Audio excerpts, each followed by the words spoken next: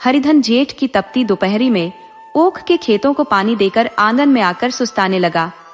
घर के भीतर से धुएं का गुब्बार उठता दिखा और छन छन की आवाज कानों में पड़ी। थोड़ी ही देर में उसके दोनों साले आए और घर में चले गए। उनके बेटे भी उसी तरह अंदर घुस गए, पर हरिधन जैसे बंद सा गया, भीतर जाने का साहस नहीं कर पाया। पिछले 1 महीने से उसे यहाँ जैसा तिरस्कार झेलना पड़ा और खासकर कल की कटु बातें उसके पांवों में बेड़ियां बनकर जकड़ गई थी। कल उसकी सास ने ही तो कह दिया था, मेरा मन तुमसे भर चुका है, क्या मैं तुम्हारी जिंदगी का ठेका लिए बैठी हूं? लेकिन उससे भी ज्यादा कचोट उसकी पत्नी की बेरुखी ने दी थी। वह सब सुनती रही, लेकिन एक बार भी यह नहीं कहा, अम्मा आप इन्हें क्यों अपमानित कर रही है? शायद वह मेरी इस हालत पर मन ही मन खुश हो रही थी। अब इस घर में जाकर क्या होगा? क्या फिर से अपमानित होने के लिए 10 साल इसी घर में रहते बीत गए हैं, लेकिन अब ये हाल है। मैं कोई काम में कमी नहीं करता, दोनों साले चैन से सोते रहते हैं और मैं मवेशियों को चारा पानी देने में लगा रहता हूँ। जब सब आराम से चिलम पीते हैं, मैं आंखें मूंद कर काम में जुटा रहता हूँ। शाम को घर के लोग गाने बजाने में मस्त हो जाते हैं और मैं आधी रात तक गाय भैंसों को दुहता हूँ। फिर भी मेरा हाल ये है कि खाने को पूछने वाला भी कोई नहीं, उल्टा ताने और गालियां ही मिलती है। तभी उसकी पत्नी गुमानी हाथ में डोल लेकर आई और बोली, जरा कुएं से पानी खींच दो, घर में एक बूंद भी नहीं है। हरिधन ने बिना कुछ कहे डोल उठाया और पानी भर लाया। भूख से उसकी आंतें ऐंठ रही थी।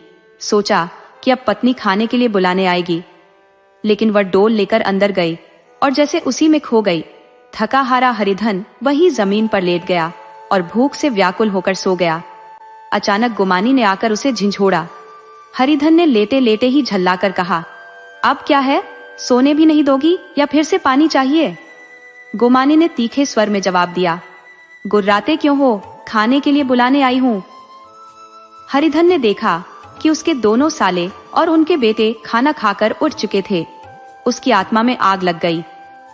क्या अब मेरा यही हाल रह गया है कि इनके साथ भी नहीं बैठ सकता? क्या मैं इनकी झूठी थाली चाटने के लायक हूँ? क्या मैं इनका कुत्ता हूँ जिसे खाने के बाद रोटी का टुकड़ा फेंक दिया जाता है? यही तो वह घर है जहाँ 10 साल पहले उसका सम्मान हुआ करता था। हरिधन के दोनों साले तो जैसे उसके गुलाम थे और उसकी सास दिन रात उसका मुंह जोहती रहती थी। उसकी पत्नी पूजा पाठ में मग्न रहती। तब उसके पास खूब पैसे और जमीन थी। अब तो हालात बदल गए थे। सारी संपत्ति तो इन्हीं लोगों ने बर्बाद कर दी थी। अब खाने के भी लाले पड़ गए हैं। एक क्षण के लिए हरिधन के दिल में आग सी भड़क उठी कि बस अंदर जाकर सास और साली दोनों को लताड़े, लेकिन फिर खुद को रोक लिया। लेटे लेटे ही बड़बड़ाया, मुझे भूख नहीं है, आज नहीं खाऊंगा। गुमानी तुनक कर बोली, नहीं खाओगे तो मेरी बला से, खाओ या न खाओ, जाएगा तो तुम्हारे पेट में ही, मेरे पेट में थोड़े ही जाएगा। हरिधन का गुस्सा धीरे धीरे आंसू बनकर बहने लगा। यही वो पत्नी है जिसके लिए उसने अपना सब कुछ मिट्टी में मिला दिया। अब ये सब लोग उसे यूं ही बेवकूफ बनाकर निकाल देना चाहते हैं। वह अब कहां जाए, क्या करे?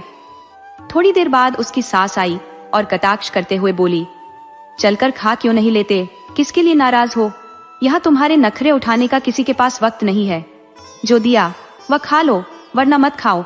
तुम्हारी जिंदगी का ठेका थोड़े ही ले रखा है हमने। हरिधन गहरी पीड़ा से बोला, हाँ अम्मा, मेरी ही गलती थी कि मैं समझ बैठा था कि तुम मेरा ध्यान रखोगी। अब मेरे पास ऐसा क्या है कि तुम मेरी जिंदगी का ठेका लोगी? जब पैसे थे तब सबका प्यार था, अब तो गरीब हूँ, तुम क्यों पूछोगी? उसकी सास ताने मारते हुए मुंह फुलाकर अंदर चली गई। बच्चों के लिए पिता बस एक फालतू चीज है, जैसे घोड़े के लिए चने या बाबुओं के लिए मिठाई। मिठाई न मिले तो कोई बात नहीं, पर एक दिन भी पेट भर भोजन न मिले तो देखो कैसा कोहराम मचता है। पिता की मौजूदगी सुबह शाम कभी कभार ही दिखती है। वह बच्चे को गोद में उठाकर खेला देता है, गोदी में लेता है, उंगली पकड़कर घुमाता है, और यही उसके कर्तव्यों की समाप्ति है। परदेश चला जाए तो बच्चों को फर्क नहीं पड़ता, मगर माँ ही उनके सब कुछ है। बच्चे एक पल भी उससे दूर नहीं रह सकते। पिता कोई भी हो चलेगा, बस बच्चे को उछालने वाला होना चाहिए। लेकिन माँ तो वही चाहिए जो अपनी हो, अपनी पहचान, अपना प्यार। हरिधन की माँ को गुजरे हुए आज 10 साल बीत गए थे। तब उसका विवाह हो चुका था, पर आज भी वह अपने दिल में माँ के प्यार की कमी महसूस करता था। हरिधन अभी 16 साल का ही बालक था, लेकिन माँ के गुजरते ही उसे एहसास हुआ कि वो कितना बेसहारा है। घर पर उसका जैसे कोई अधिकार ही नहीं रह गया था। बहनें शादीशुदा थी और भाई का तो नामो निशान नहीं था। बेचारा घर में अकेले जाने से भी कतराता था। माँ के लिए आंसू बहाता था, लेकिन उसी की परछाई से भी डरता। उस कोठरी की ओर तो आंख उठाकर देखना भी कठिन था, जहां माँ ने अंतिम सांस ली थी। घर में केवल एक बुआ थी, जो हरिधन पर दिल से दुलार बरसाती थी। अब हरिधन को दूध भरपेट मिलता, काम भी कम करना पड़ता। बुआ बार बार पूछती, बेटा कुछ खाओगे? बाप भी अब उस पर अतिरिक्त स्नेह लुटाते। उसके लिए अलग से एक गाय मंगवाई, कभी कभी खर्चे के लिए पैसे भी देते। मगर ये सब मलहम उस घाव को भर नहीं पा रहे थे, जो माँ के जाने से उसकी आत्मा पर लगा था। माँ की डांट टपट में जो अपनापन था, वो इस दिखावटी प्यार में कहा। माँ से मांग कर, तकरार करके कुछ हासिल करने का जो मजा था, वो इन बिना माने मिलने वाली चीजों में नहीं था। पहले जब स्वस्थ था, मांग मांग कर खाता, झगड़ झगड़ कर खाता था। अब तो जैसे उसे अच्छे से अच्छा खाना भी फीका लगता था।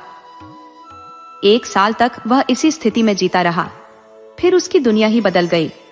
घर में एक नई महिला आई, जिसे लोग उसकी माँ कहने लगे। वह महिला उसके छोटे से संसार पर एक काली घटा की तरह छा गई। हरिधन का मन उससे कभी नहीं जुड़ा। उसने उससे कभी बात तक नहीं की। एक दिन अचानक घर छोड़कर ससुराल चला गया। बाप ने कई बार बुलाने की कोशिश की, लेकिन उसके जीते जी हरिधन उस घर में कदम नहीं रख सका। जब पिता के देहांत की खबर आई, तो मन में एक अजीब सी राहत महसूस हुई। उसकी आंखों में आंसू की एक भी बूंद नहीं थी। ससुराल में आकर हरिधन को मानो फिर से माँ का स्नेह मिला।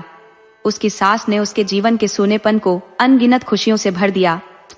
सालियों की शरारत, सास का ममता भरा दुलार, सालों की नोकझोंक और पत्नी के प्रेम में उसे जैसे सब कुछ मिल गया। सास कहती, बेटा इस घर को अपना ही समझो, तुम ही तो मेरी आंखों के तारे हो। वह अपने लड़कों और बहुओं की शिकायतें भी उसी से करती। हरिधन के मन में यह विश्वास था कि सास उसे अपने बेटों से भी ज्यादा मानती है। बाप के देहांत के बाद वह अपने हिस्से की जमीन को रुपयों में बदलकर फिर से अपने ससुराल लौट आया। अब हरिधन का मान सम्मान 2 गुना बढ़ गया था। उसने अपनी सारी संपत्ति सास के चरणों में समर्पित कर मानो अपने जीवन को कोई नई दिशा दे दी थी। पहले कभी कभी उसे अपने पुराने घर की याद आ जाती थी, लेकिन अब जैसे उस बीते दौर का ख्याल तक न आता था। जैसे वह जीवन का कोई भयावह अध्याय हो, जिसे भुला देना ही उसके लिए बेहतर हो। वह सबसे पहले जागता और सबसे ज्यादा परिश्रम करता। उसकी मेहनत और लगन देखकर गांव के लोग दांतों तले उंगली दबा लेते। उसके ससुर को किस्मत वाला मानते कि ऐसा कर्मठ दामाद मिल गया। लेकिन जैसे जैसे वक्त बीतता गया, उसके मान सम्मान में गिरावट आने लगी। पहले देवता के समान पूज्य था, फिर घर का हिस्सा बना, और अब स्थिति यह आ गई थी कि उसे घर के नौकर से अधिक कुछ नहीं समझा जाता। रोटियों पर भी बंदिशें लगने लगी और अपमान का सामना होने लगा। अगर ऐसा होता कि पूरे घर के लोग भूखे हो और उसे भी भूखा रहना पड़े, तो शायद उसे कोई शिकायत न होती। लेकिन जब वह देखता कि सब लोग चैन से पेट भर रहे हैं और उसी को धुंधकारा जा रहा है, तो उसका दिल एक लंबी ठंडी आह भर उठता। अभी उसकी उम्र 25 साल की ही तो थी। इतने साल इस घर में कैसे काटेगा? और सबसे कठिन बात तो ये थी कि उसकी अपनी पत्नी ने भी उससे मुंह फेर लिया। हरिधन भूख प्यास से त्रस्त होकर चिंता में डूबा हुआ था, और उधर सास दोनों सालों और उसकी पत्नी गुमाने के बीच बातें हो रही थी। बड़े साले ने कहा, हमारे बराबर का बनता है। ये नहीं समझता कि किसी ने इसकी पूरी जिंदगी का ठेका नहीं लिया है। 10 साल हो गए, इतने दिनों में 2-3 हजार तो खा ही गया होगा। छोटे साले ने कहा, मजदूर होता तो आदमी डांट भी लेता, दपट भी लेता, पर इस पर तो कुछ कहने का भी असर नहीं होता। कब इससे छुटकारा मिलेगा भगवान जाने। इन्हें लगता है कि उन्होंने हमें 2000 रुपए दिए हैं। अरे वो तो कब के खर्च हो गए, दिन भर का खर्चा ही 1.25 सेर होता है।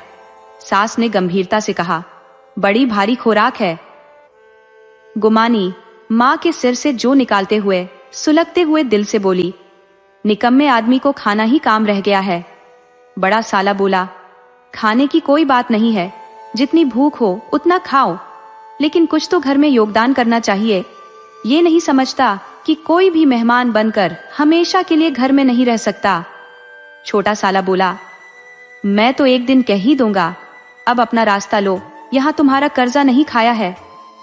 घर वालों की ऐसी ऐसी बातें सुनकर गुमानी अपने पति से मन ही मन खींचने लगी थी।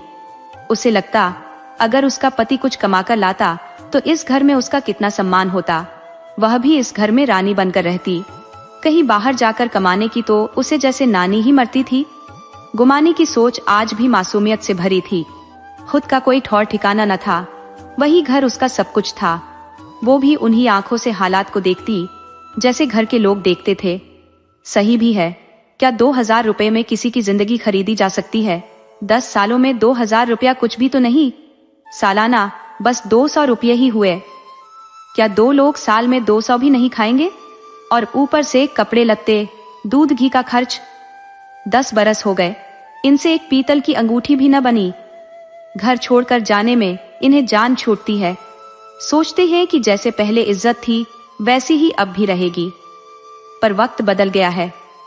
नई बहू जब पहली बार ससुराल आती है तब कितना मान मिलता है। डोली से उतरते ही बाजे बजते हैं, आस पड़ोस की औरतें मुंह देखने आती हैं और नेक देती हैं। महीनों तक खास खुराक, खास पहनावा मिलता है, कोई काम नहीं लिया जाता, पर 6 महीने बाद घर का ही हिस्सा बनकर रह जाती है। हरिधन के साथ भी वही हाल हो रहा है। अगर कहो कि मैं मेहनत करता हूँ तो ये बड़ी भूल है। मजदूर अलग चीज है, उसे डांट फटकार मिलती है, जब चाहे हटा दिया जाता है और उस पर जोर से काम लिया जाता है।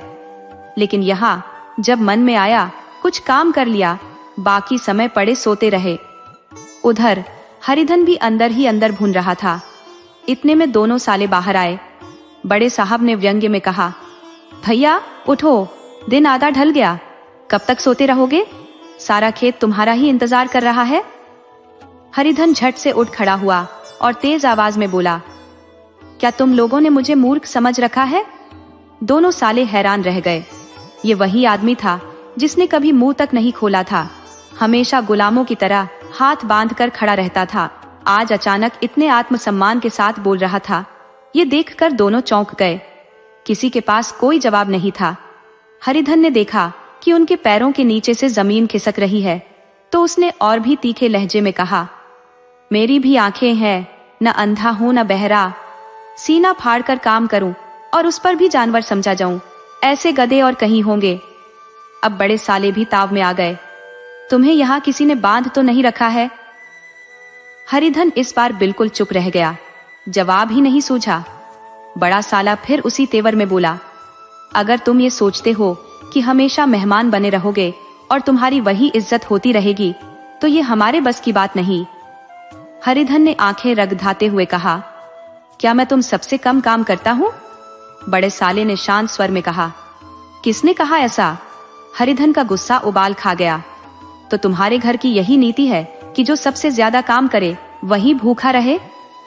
बड़ा साला हंसते हुए बोला, खाने तुम खुद नहीं गए, क्या कोई मुंह में निवाला डाल देता? हरिधन ने होठ चबाते हुए जवाब दिया, मैं खुद नहीं गया, तुम्हें शर्म नहीं आई यह कहते हुए? बहन ने तुम्हें बुलाया भी नहीं था क्या? हरिधन की आंखों में गुस्से की लाली आ गई, दांत पीस कर रह गया। इतने में छोटे साले ने कहा, अम्मा भी आई थी, तुमने खुद कह दिया था कि भूख नहीं है, तो क्या करती वो? बात सुनकर सास भी दौड़ी चली आई। वो बोली, कितनी बार बुलाकर हार गई, जब कोई उठे ही ना तो मैं क्या करूं? हरिधन ने गुस्से में पगे स्वर में कहा, क्या मैं तुम्हारे बेटों का जूठन खाने लायक हूं? क्या मैं कुत्ता हूं कि तुम लोग खा पी कर मेरे सामने सूखी रोटी का टुकड़ा फेंक दो? सास ने तीखी आवाज में कहा, तो क्या तुम मेरे बेटों के बराबर हो? इस एक वाक्य ने हरिधन को तोड़कर रख दिया। उसके चेहरे की कठोरता पिघलने लगी, आंखों की लालिमा फीकी पड़ गई और नथुने थम गए। उसकी आत्मा पर यह शब्द घाव करते चले गए, क्या तुम मेरे बेटों के बराबर हो? ये शब्द उसके सीने में एक तीर की तरह ढस गए, जो न टूटता था न बाहर निकलता। घर वालों ने खाना खा लिया, लेकिन हरिधन वैसे ही बैठा रहा। सबने मनाने की कोशिश की, सास ने, साले ने, ससुर ने, लेकिन वह टस से मस न हुआ। अंततः वो उठकर चुपचाप एक टाट उठा लाया और उसे कुएं के पास बिछाकर लेट गया। रात का गहरा सन्नाटा हर तरफ पसरा था। आसमान में चमकते सितारे मानो बच्चों की तरह खेल कूद में लगे थे। कोई इधर भागता, कोई उधर छिप जाता। कभी कभी कोई सितारा अचानक पलक झपकते ही आकाश का फासला तय कर न जाने कहां गुम हो जाता। हरिधन को अपना बचपन याद आने लगा। वो छोटे से घर का अहाता, वो आम का बाग जहां वह केरी चुराने जाता था, वह खुला मैदान जहां कबड्डी खेलता था, सब यादों में तैरने लगे। हरिधन की आंखों के सामने एकदम से अपनी माँ का स्नेह भरा चेहरा आ खड़ा हुआ। उन आंखों में करुणा और ममता का सागर था, जैसे उनकी आंखों में आंसू उमड़ आए हो और वो उसे अपनी गोद में भर लेने के लिए बाहें फैलाए उसकी ओर बढ़ रही हो। वह इस भावनाओं के उन्माद में खो गया, जैसे माँ ने उसे सीने से लगा लिया हो और उसके सिर पर हाथ फेरते हुए हिम्मत दे रही हो। ये सोचते ही उसका मन उमड़ पड़ा और वह फूट फूट कर रोने लगा। उसी भावावेश में उसके मुंह से निकला, अम्मा, तुमने मुझे इतनी दूर क्यों कर दिया? देखो तुम्हारे बेटे की क्या हालत हो गई है। या तो कोई पानी भी पूछने वाला नहीं है? क्या जहां तुम हो वहां मेरे लिए जगह नहीं? इतने में गुमानी की आवाज ने उसे इस स्वप्न लोक से बाहर लापटका। क्या सो गए? इतनी भी क्या राक्षसी नींद? चलो जाकर खाना क्यों नहीं खा लेते? कब तक कोई तुम्हारे लिए बैठा रहेगा? हरिधन एक झटके में इस कल्पना की दुनिया से हकीकत में लौट आया। वही कुएं की जगत, वही फटा हुआ टाट और सामने गुमानी खड़ी थी। उसकी बात सुनकर हरिधन तलवार जैसे तेज स्वर में बोला, अरे तो तुम्हें मेरी सुध तो आई? मैंने पहले ही कह दिया था कि मुझे भूख नहीं है। गुमानी ने उलाहना देते हुए कहा, तो कितने दिन ऐसे ही बिना खाए बैठे रहोगे? हरिधन ने दृढ़ता से कहा, अब इस घर का पानी भी नहीं पीऊंगा। तुम्हें मेरे साथ चलना है या नहीं? उसके इन दृढ़ शब्दों को सुनकर गुमानी सहम गई। बोली, कहाँ जा रहे हो? हरिधन ने जैसे नशे में कहा, इससे तुम्हें क्या लेना? चलोगी या नहीं? बाद में मत कहना कि मैंने बताया नहीं। गुमानी ने न मानते हुए पूछा, क्यों नहीं बता रहे कि कहाँ जा रहे हो? हरिधन ने फिर वही सवाल दोहराया, तू मेरे साथ चलेगी या नहीं? गुमानी ने साफ कहा, जब तक बताओगे नहीं मैं नहीं जाऊंगी।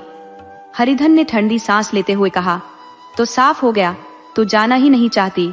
मुझे इतना ही जानना था, नहीं तो अब तक आधा रास्ता तय कर चुका होता। ये कहकर वह उठ खड़ा हुआ और बिना पीछे देखे अपने गांव की ओर चल पड़ा। गुमानी पीछे पुकारती रही, सुनो सुनो, लेकिन हरिधन ने एक बार भी मुड़कर नहीं देखा। हरिधन ने 30 मील की दूरी 5 घंटों में तय कर ली। जब वह गांव के पास की आम की बगिया में पहुंचा तो उसकी आत्मा मातृभूमि के आशीर्वाद में नहा उठी। उन पेड़ों को देखकर उसके दिल में खुशी की लहरें दौड़ गईं। जब मंदिर का सुनहरा कलश दिखा तो वह इस तरह दौड़ा मानो एक ही छलांग में वहां पहुंच जाएगा। उसे ऐसा महसूस हो रहा था कि उसकी मां बाहें फैलाए उसका इंतजार कर रही है।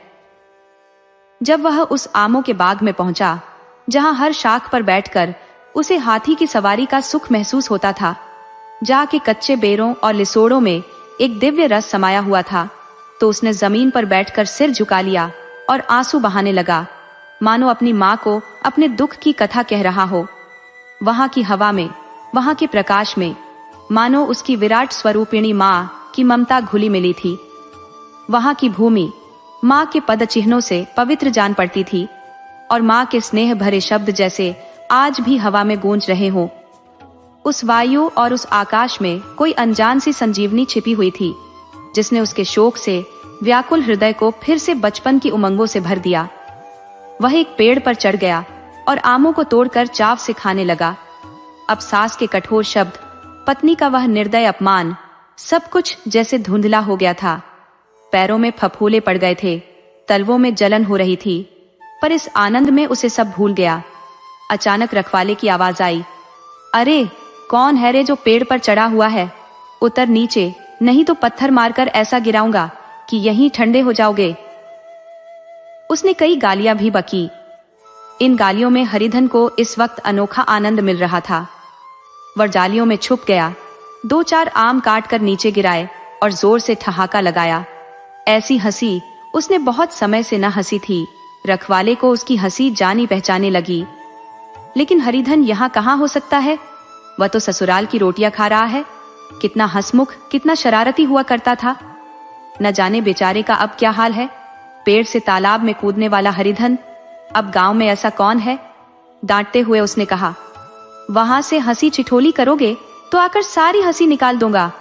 सीधा उतर आओ। तभी एक गुठली आकर उसके सिर पर लगी। सिर सहलाते हुए वह बोला, कौन शैतान है ये? मानता नहीं। खैर, अब आकर तेरी खबर लेता हूं। रखवाले ने अपनी लकड़ी नीचे रख दी और बंदर की तरफ फुर्ती से पेड़ पर चढ़ गया। ऊपर पहुंचा तो देखा हरिधन बैठा मुस्कुरा रहा है। हैरान होकर बोला, अरे हरिधन, तुम यहाँ कब आए?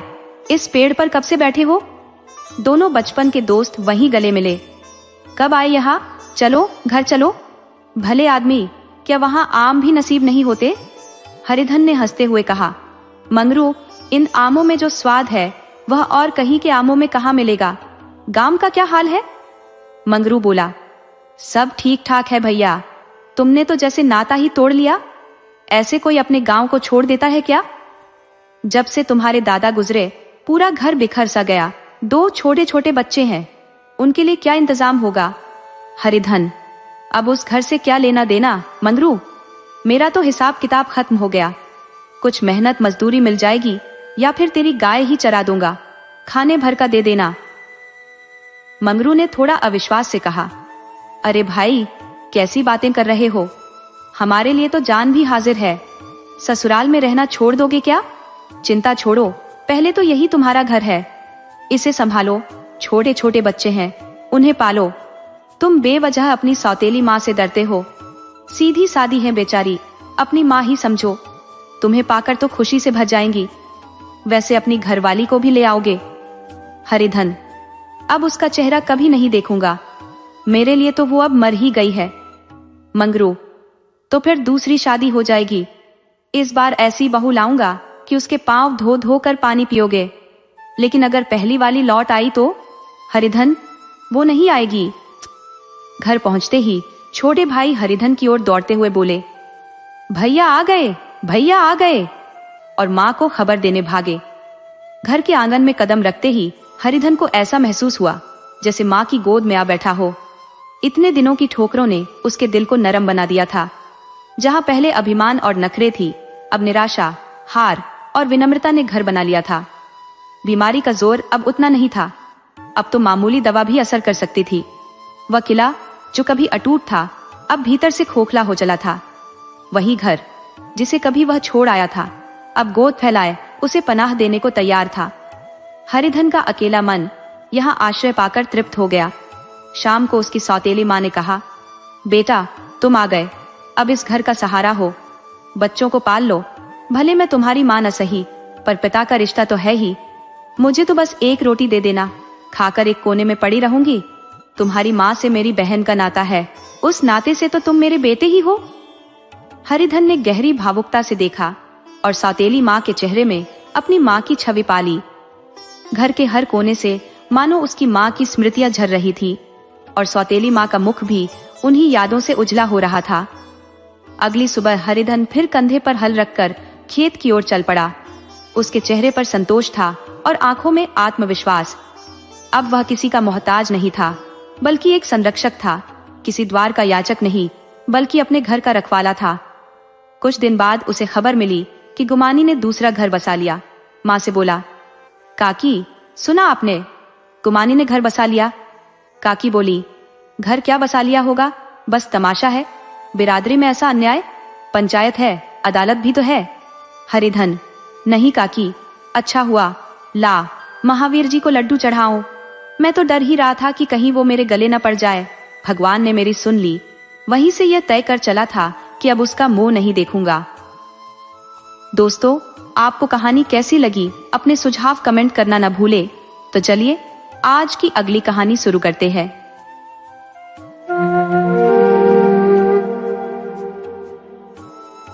कानून के क्षेत्र में जब मिस पद्मा ने अच्छी खासी सफलता हासिल कर ली, तो उन्हें जीवन में एक अजीब सा खालीपन महसूस होने लगा। विवाह को उन्होंने सदा एक अस्वाभाविक बंधन माना और निश्चय किया कि वह स्वतंत्र रूप से ही जीवन का आनंद उठाएंगी। मई की डिग्री के बाद कानून की पढ़ाई पूरी कर उन्होंने प्रैक्टिस शुरू कर दी। उनका व्यक्तित्व मोहक था वह युवा, सुशील और प्रतिभाशाली थी। मार्ग में कोई विशेष अवरोध न था और जल्द ही उन्होंने अपने समकालीन युवा वकीलों को पीछे छोड़कर एक ऊंचाई हासिल कर ली।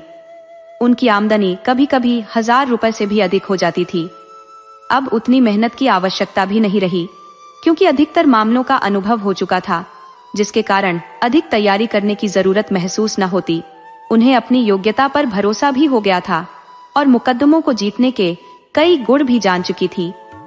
अब उनके पास पर्याप्त फुर्सत होती, जिसे वह किस्से कहानियों में, सैर सपाटे में, सिनेमा देखने में या लोगों से मिलने में व्यतीत करती।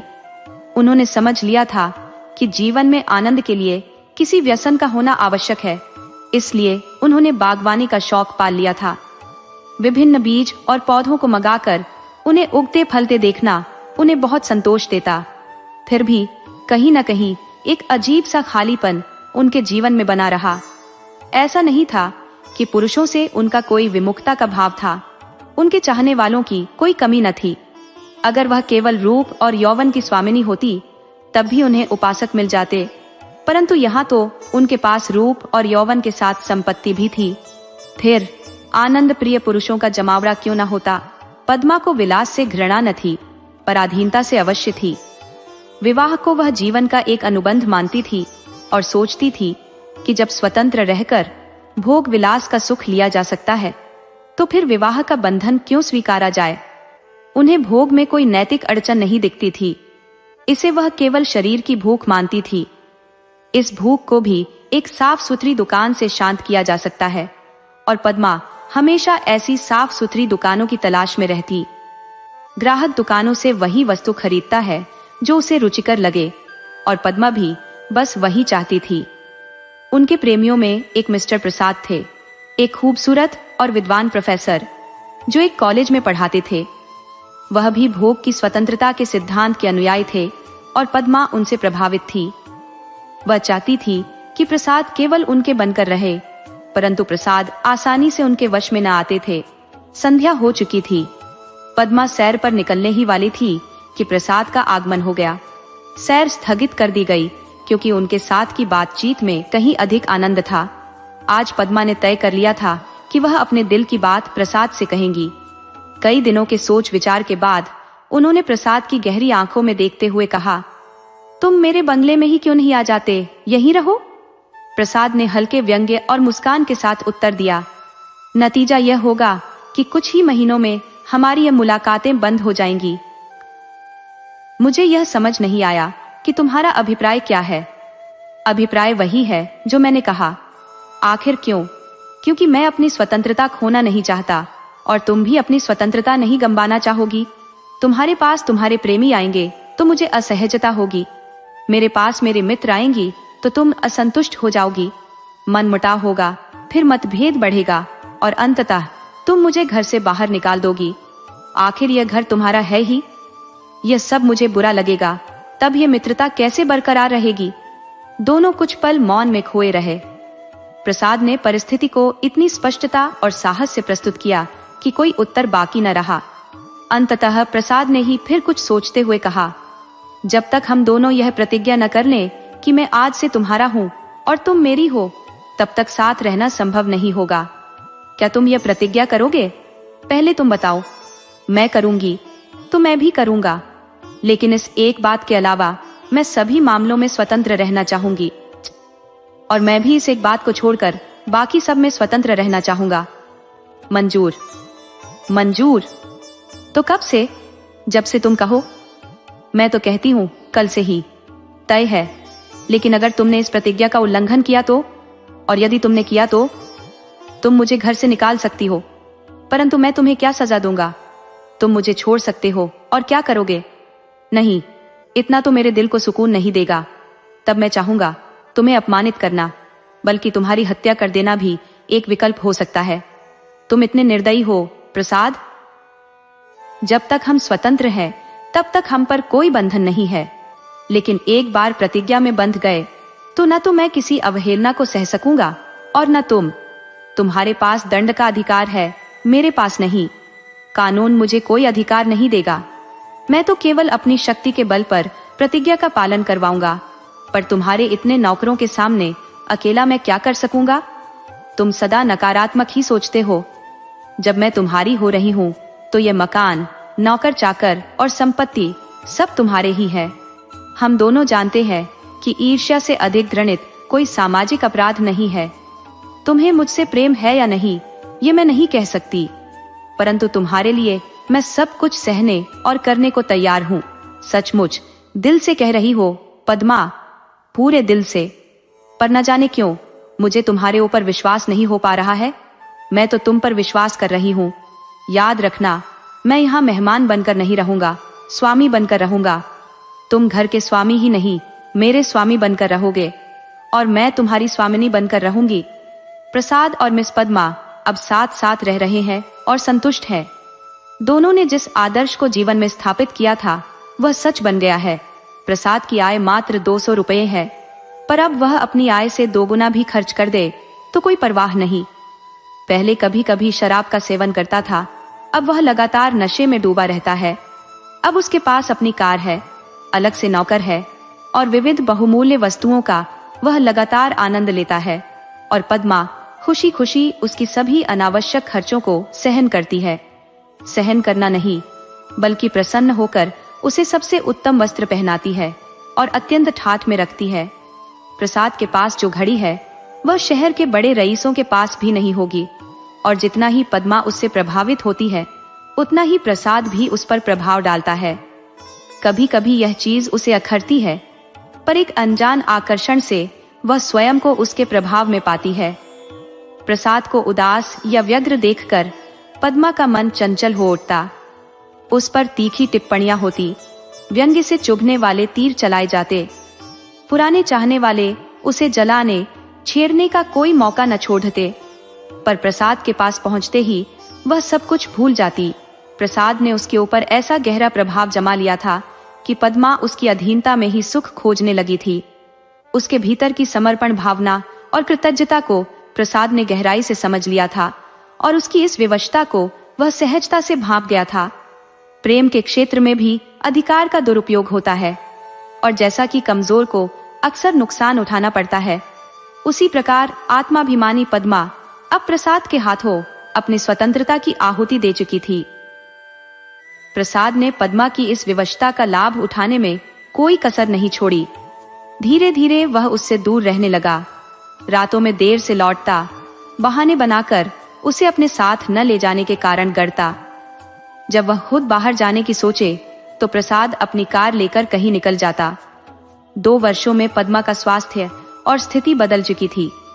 वह अब गर्भवती थी और पहले जैसी चंचलता और सुंदरता में भी कमी आ चुकी थी। वह घर की मुर्गी बन गई थी, जिसका मूल्य अब प्रसाद की दृष्टि में बस रोजमर्रा के कामकाज जितना ही रह गया था। एक दिन पद्मा बाहर से लौटकर आई तो प्रसाद का कहीं अता पता नहीं था। वह भीतर ही भीतर खींच उठी। हाल के दिनों में उसने प्रसाद का बर्ताव बदला बदला देखा था। आज उसने कुछ स्पष्ट प्रश्न करने का साहस संजोया। रात के 10 बज चुके थे, फिर 11 और 12। भोजन ठंडा हो गया, नौकर चाकर सो गए, पर वह वहीं प्रतीक्षा में बैठी रही। बार बार उठकर द्वार पर जाती, दूर तक देखती। आखिर 1 बजे के करीब प्रसाद लौटा। पद्मा ने मन में हिम्मत बटोरी, पर प्रसाद के सामने आते ही वह थोड़ी कमजोर पड़ गई। फिर भी उसने गंभीरता से पूछा, इतनी देर कहाँ थे? कुछ खबर है? कितनी रात हो गई है? प्रसाद को वह इस वक्त बेढंगी और अनाकर्षक लगी। वह एक कॉलेज की छात्रा के साथ सिनेमा देखकर आया था। जवाब दिया, तुम आराम से सो जाती तो अच्छा होता। इस अवस्था में तुम्हें पूरी तरह आराम करना चाहिए। पद्मा का साहस और बढ़ा। मैं पूछ रही हूं तुमसे, सीधे उत्तर दो, मुझे जवाब दो। प्रसाद ने तिरस्कार पूर्वक कहा, तो तुम भी मुझे अपने तरीके से जीने दो। पद्मा ने दृढ़ता से कहा, तुम मेरे साथ छल कर रहे हो, ये मैं साफ देख रही हूँ। तुम्हारी आंखों की दृष्टि तेज हो गई है शायद। कुछ दिन से तुम्हारा मिजाज बदला बदला लग रहा है। पद्मा ने दृढ़ता से कहा, मैंने अपनी जिंदगी तुम्हारे हाथों बेच नहीं रखी है। यदि तुम्हें मुझसे कोई नाराजगी है तो मैं अभी चला जा सकता हूँ। तुम जाने की धमकी देकर मुझे डराना चाहते हो। यहाँ आकर मैंने कोई बड़ा त्याग नहीं किया है। तुम्हारे त्याग की कीमत, मुझ पर उसका एहसान नहीं जताओ। तुम्हारा रवैया बदला बदला सा लगता है। तुम समझ रही हो कि मैं तुम्हारी कोई कठपुतली हूं, पर नहीं, मैं अभी तुम्हें छोड़ने को तैयार हूं। इसी वक्त पद्मा का साहस जैसे बुझ गया था। प्रसाद अपना सामान समेटने लगा। पद्मा ने दीनता से कहा, मैंने ऐसा कुछ नहीं कहा कि तुम इतनी नाराज हो गए। मैं तो बस यह पूछ रही थी कि कहां थे, क्या मुझे इतना भी अधिकार नहीं? उसकी आवाज रूंध गई और वह मेज पर सिर रखकर रो पड़ी। प्रसाद ने यह देखते हुए एक तरह से अपनी जीत का एहसास किया। मातृत्व का भार पद्मा पर एक गहरी और असहनीय पीड़ा बनकर टूटा था। हर घड़ी उसे चिंता की घनघोर परछाई घेरे रहती और कभी कभी वह भय से सिहर उठती। प्रसाद का कठोर और निरंकुश स्वभाव दिन ब दिन और कठोर होता जा रहा था। वह कुछ समझ नहीं पा रही थी कि क्या करे। गर्भ का समय पूरा हो चुका था और अब कोर्ट जाना भी छूट गया था। दिन भर वह अकेली बैठी रहती, एक असहाय प्रतीक्षा में। प्रसाद संध्या को आते, चाय का घूंट लेकर बाहर निकल जाते और फिर रात के 11-12 बजे तक लौटते। कहाँ जाते हैं यह भी वह भली भांति जानती थी। प्रसाद के लिए उसकी ओर देखना भी मानो बेमतलब हो गया था। पीला पड़ चुका चेहरा, चिंता में डूबा मन, एक उदास भाव, ये सब अब प्रसाद के लिए अरुचिकर हो चुका था। फिर भी पद्मा ने प्रसाद का दिल जीतने की हर कोशिश की, कभी साज श्रृंगार से तो कभी आकर्षक वस्त्रों से। लेकिन जितना वह प्रयास करती उतना ही प्रसाद उससे दूर होता गया। श्रृंगार उसके लिए अब और अधिक भद्दा हो चुका था। जब प्रसव पीड़ा का समय आया तब भी प्रसाद का कोई पता नहीं था। नर्स और लेडी डॉक्टर उसके पास थी, पर प्रसाद का न होना उसकी पीड़ा को और भी असहनीय बना रहा था। जब नवजात शिशु उसकी गोद में आया तो एक पल के लिए उसका हृदय गर्व और स्नेह से भर गया, परंतु अगले ही क्षण प्रसाद को सामने न पाकर वह शिशु से विमुख हो गई, जैसे किसी मीठे फल में कीड़े लग गए हो। सौरगृह में 5 दिन काटने के बाद जब वह बाहर निकली तो उसमें एक नई अद्भुत शक्ति का संचार हो चुका था। वह अब एक माँ थी और इस नाते उसके हृदय में एक अनजानी कठोरता आ गई थी। उसने चेक देकर चपरासी को बैंक भेजा ताकि प्रसव के खर्चों का भुगतान कर सके। चपरासी वापस लौटा खाली हाथ। पद्मा ने पूछा, रुपये? चपरासी बोला, बैंक बाबू ने कहा प्रसाद बाबू सारे रुपये निकाल कर ले गए। यह सुनकर मानो पद्मा के सीने में गोली धंस गई। 20,000 रुपए उसने इस शिशु के भविष्य के लिए संजो कर रखे थे और अब उसे सौर से निकलने के बाद मालूम हुआ कि प्रसाद एक विद्यालय की लड़की के साथ इंग्लैंड चला गया है। वह उग्रता में घर में गई, प्रसाद की तस्वीर उठाई और जमीन पर पटक कर उसे अपने पैरों से कुचल डाला। उसका जो भी सामान था उसे इकट्ठा करके आग लगा दी और उसके नाम पर थूक दिया। 1 महीना बीत गया। पद्मा अपने बंगले के फाटक पर शिशु को गोद में ले खड़ी थी। उसके मन का क्रोध अब शोक और निराशा में बदल चुका था। कभी वह बालक पर दया करती, कभी स्नेह उमड़ता और कभी घृणा से भर उठती। उसने सड़क पर एक यूरोपियन महिला को देखा जो अपने पति के साथ अपने बच्चे को गाड़ी में बिठाए ले जा रही थी। उस खुशहाल जोड़े को देखकर उसकी आंखों में आंसू छलक आए और वह उस दृश्य को हसरत भरी नजरों से देखती रह गई। दोस्तों, आपको कहानी कैसी लगी अपने सुझाव कमेंट करना न भूले। तो चलिए आज की अगली कहानी शुरू करते हैं।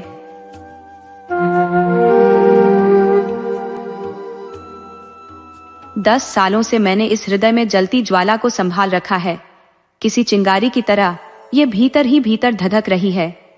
जहां दुनिया में आनंद और सुकून का अस्तित्व हो सकता है, वहां मेरे लिए केवल इस जलती हुई राख का ढेर है। मेरी सभी इच्छाएं और ख्वाहिशें इसी में जलकर खाक हो चुकी है। किससे कहूं इस मर्म की कथा? सुनाने का लाभ भी क्या है? जिसका नसीब आंसुओं से भरा हो उसके लिए तो मृत्यु ही उत्तम है। तारा से मेरी पहली भेंट तब हुई जब मैं केवल 10 साल का था। मेरे पिता आगरा के प्रसिद्ध चिकित्सक थे और लखनऊ में मेरे चाचा निवास करते थे, जिन्होंने वकालत के जरिए काफी संपत्ति कमाई थी। उन दिनों मैं चाचा के ही साथ रहता था। उनके कोई संतान नहीं थी, इसीलिए मुझे ही उन्होंने अपना उत्तराधिकारी मान रखा था। चाचा और चाची मुझे पुत्रवत स्नेह करते थे और मेरी माँ का निधन बचपन में ही हो गया था। मातृत्व का जो स्नेह मुझे मिला वह चाची जी का दिया हुआ था और वही मेरे सोने बचपन की सबसे बड़ी संपत्ति थी। चाचा के पड़ोस में हमारे ही बिरादरी के एक और बाबू साहब रहते थे, जिनका नाम विमल चंद्र था और जो रेलवे विभाग में एक प्रतिष्ठित पद पर कार्यरत थे। उनकी मासिक आय 200-250 रुपए थी। तारा उन्हीं की सुपुत्री थी। उस समय वह 5 साल की रही होगी। मुझे आज भी याद है वह दिन जब तारा एक सुंदर फ्रॉक पहने, बालों में गुलाब का फूल लगाए मेरे सामने आ खड़ी हुई। न जाने क्यों उसे देखकर मुझे एक हल्की झेंप महसूस हुई। वह मुझे किसी अप्सरा की भांति लगी, जैसे भोर की पहली किरणों और महक में नहाकर स्वर्ग से उतर आई हो। उस दिन के बाद से तारा का मेरे घर आना जाना बढ़ गया। उनके घर के सामने खेलने की जगह नहीं थी, इसलिए वह अक्सर हमारे आंगन में खेला करती। धीरे धीरे हम दोनों के बीच एक निकटता विकसित हुई। मैं जब स्कूल से लौटता तो तारा दौड़कर मेरे हाथों से किताबों का थैला ले लेती। जब मैं स्कूल जाने के लिए बग्घी पर चढ़ता तो वह भी मेरे साथ बैठने की जिद करती। एक दिन चाची ने चाचा से कहा, मैं तारा को अपनी बहू बनाऊंगी। क्यों कृष्णा, तुम तारा से विवाह करोगे? मेरी शर्म के मारे मैं बाहर भाग गया, लेकिन तारा वहीं खड़ी रही, मानो उसे चाची ने मिठाई का प्रसाद दिया हो। उस दिन से चाचा चाची में यह चर्चा अक्सर होती, कभी मजाक में, कभी गंभीरता से। मैं तो हया में बाहर भाग जाता था, मगर तारा खुश होती थी। दोनों परिवारों में इतना प्रेम था कि इस संबंध का होना कोई अनहोनी बात नहीं थी। तारा के माता पिता को भी विश्वास हो चला था कि तारा और मेरा विवाह होगा। जब भी मैं उनके घर जाता तो मेरा खूब स्वागत सत्कार होता। तारा की माँ उसे मेरे पास छोड़ बहाने से कहीं चली जाती। अब किसी को संदेह नहीं रहा कि तारा ही मेरी जीवन संगिनी बनेगी। एक दिन तारा ने मिट्टी का एक घरौंदा बनाया। हमारे घर के सामने नीम का पेड़ था, उसी की छाया में उसने यह घरौंदा सजाया था। उसमें छोटे छोटे कमरे थे, मिट्टी के बर्तन थे और एक नन्ही सी चारपाई भी रखी थी। मैंने घरौंदा देखा और मुस्कुराते हुए कहा, इसमें कौन रहेगा तारा? उसने ऐसा चेहरा बनाया जैसे यह सवाल ही बेमानी हो। बोली, क्यों, हम और तुम रहेंगे। जब हमारा तुम्हारा विवाह हो जाएगा तो हम इसी घर में रहेंगे। वह देखो, वह तुम्हारी बैठक है जहां तुम बैठकर पढ़ोगे, और वह कमरा मेरा है जहां मैं अपनी गुड़िया से खेलूंगी। मैंने हंसते हुए कहा, तो क्या मैं हमेशा पढ़ता ही रहूंगा और तुम हमेशा गुड़िया ही खेलोगी? तारा ने मेरी ओर इस तरह देखा मानो मेरी बात उसकी समझ से परे थी। वो भोली समझती थी कि जिंदगी बस खेलने और मुस्कुराने के लिए ही है। उसे इल्म न था कि एक दिन हवा का एक तेज झोंका इस मिट्टी के घरौंदे को उड़ा ले जाएगा और हमें भी उस साथ कहीं दूर बिखेर देगा। इसके बाद मैं अपने पिताजी के पास चला आया और कई वर्षों तक शिक्षा ग्रहण करता रहा। लखनऊ की आबोहवा मुझ पर अनुकूल नहीं बैठती थी, या शायद पिताजी ने मुझे अपने पास बुलाने के लिए यह बहाना बनाया था। इसका निर्णय मैं नहीं कर सकता।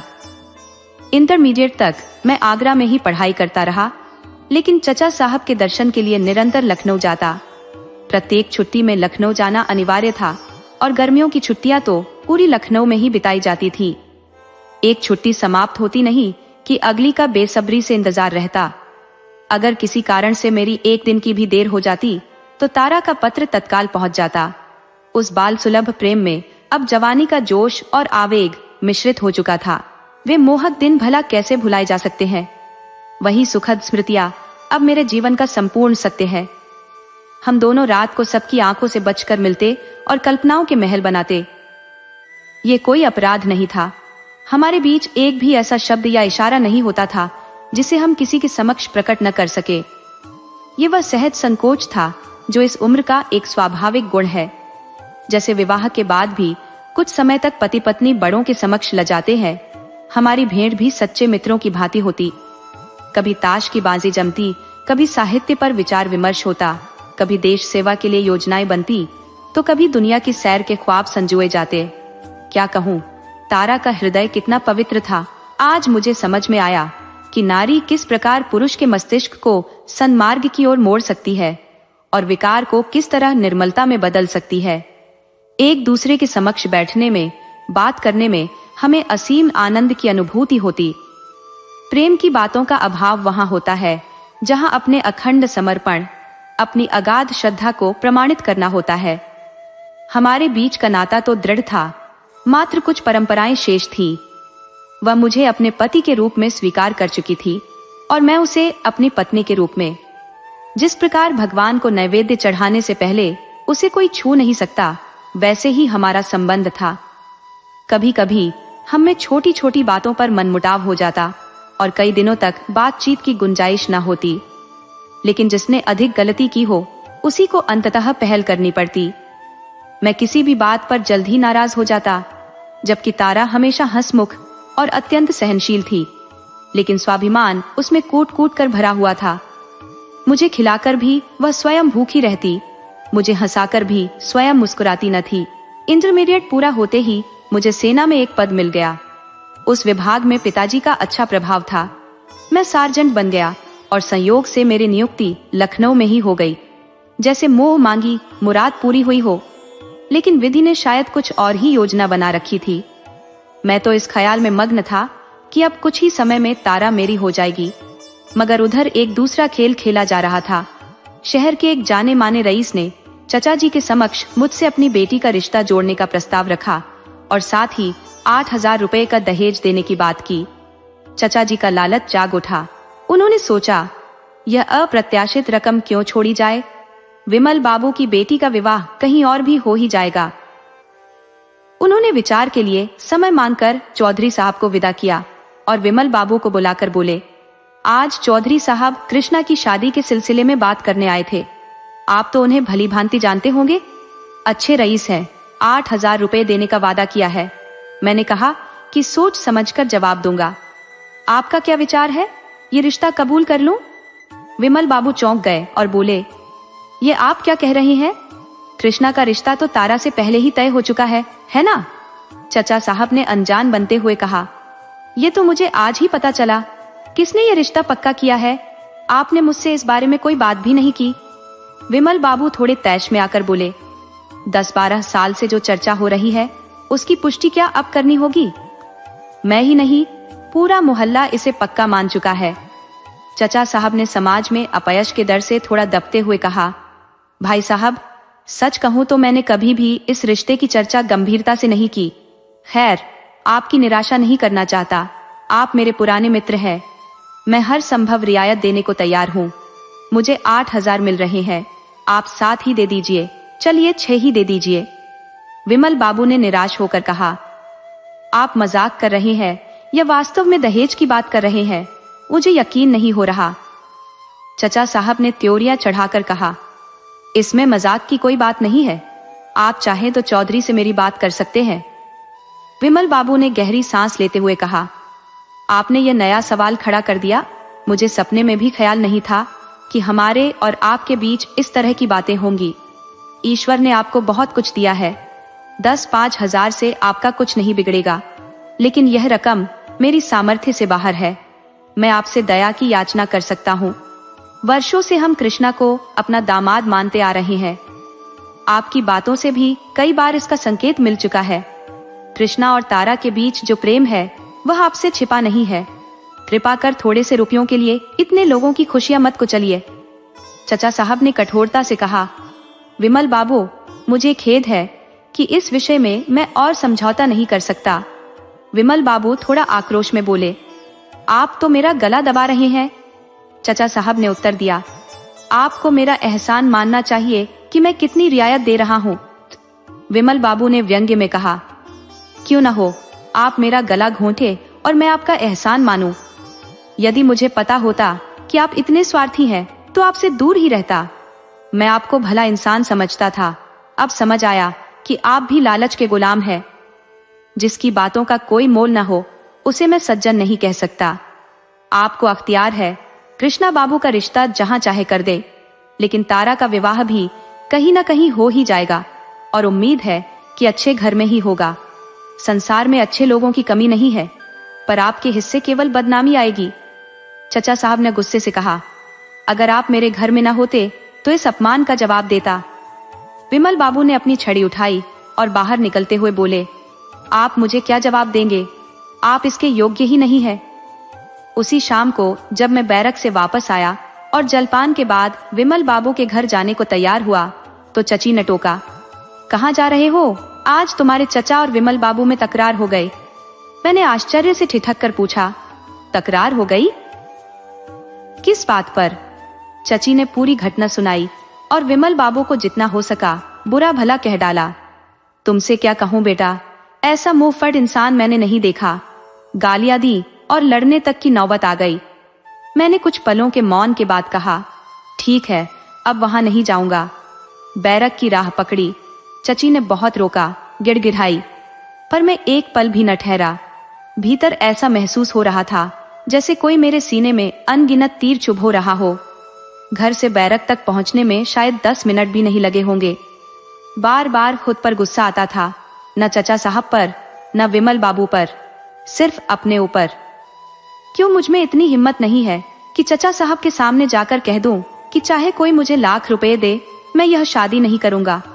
मैं इतना कमजोर, इतना निसहाय, इतना दब्बू क्यों हूं? इसी झुंझलाहट में पिताजी को पत्र लिखा।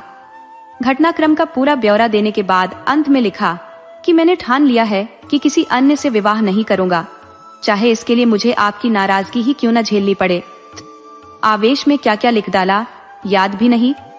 बस इतना मालूम है कि 10-12 पन्ने महज 10 मिनट में भर दिए थे।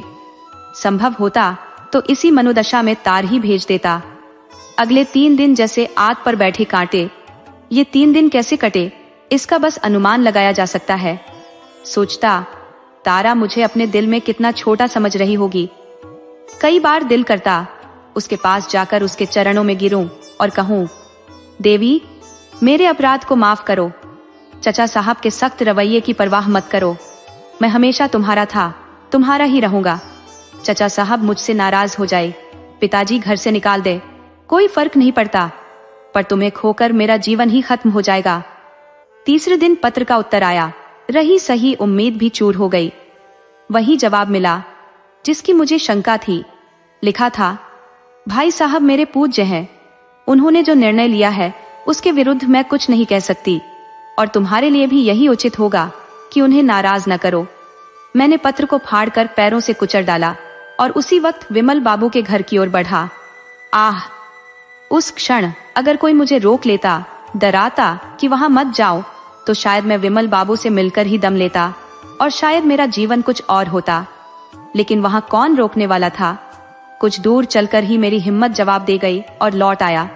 क्या सोचकर लौट आया, ये आज भी स्पष्ट नहीं कर सकता। चचा साहब की नाराजगी से मुझे जरा भी डर नहीं था। अब दिल में उनकी कोई इज्जत नहीं बची थी। उनकी संपत्ति को ठोकर मारने के लिए तैयार था। पिताजी की नाराजगी का भी खौफ नहीं था, बस एक संकोच था। कैसे मुंह लेकर जाता? आखिर मैं उन्हीं का भतीजा हूं। अगर विमल बाबू ने मुंह फेर लिया या दुत्कार दिया तो मेरे लिए शायद आत्मघात के सिवा कोई विकल्प न बचे। सबसे बड़ी चिंता यही थी कि तारा ने ही अगर तिरस्कार कर दिया तो मेरा क्या होगा। आह, निर्दयी तारा, अगर तूने उस वक्त 2 शब्द कहकर मुझे दिलासा दिया होता तो शायद मेरा जीवन कुछ और होता। तेरे मौन ने मुझे हमेशा के लिए तबाह कर दिया। फिर 3 दिन अंगारों पर लौटते लौटते काटे। मन में ठान लिया कि अब किसी से भी नहीं मिलूंगा। सारा संसार दुश्मन सा प्रतीत होता था।